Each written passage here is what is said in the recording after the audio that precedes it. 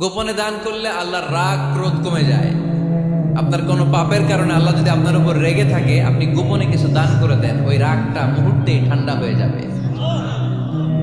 7 শ্রেণীর ব্যক্তিকে আল্লাহ তাআলা আরশের নিচে ছায়া দিবে কিয়ামতের দিন, যেদিন আকাশের সূর্যটা মাথার কাছে চলে আসবে, জমিনটা তামার জমিন হয়ে যাবে, তৃষ্ণায় মানুষের জিহ্বা বের হয়ে কুকুরের মতো নাভির সামনে ঝুলতে থাকবে।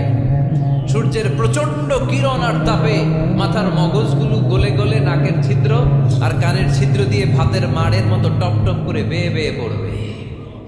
আল্লাহর আরশের ছায়া ছাড়া সেদিন আর কোনো ছায়া থাকবে না। বিষ্ণু বললেন 7 শ্রেণীর ব্যক্তিকে আল্লাহ তাআলা সেদিন আরশের নিচে ছায়া দিবে। তার মধ্যে থেকে 1 শ্রেণীর ব্যক্তি, কিশোরগঞ্জের ভাইয়েরা খেয়াল করে শুনেন, তার মধ্যে 1 শ্রেণীর ব্যক্তি হচ্ছে রাজুলুন তাসাদ্দাকা বিসাদাকা ফাআখফাহা।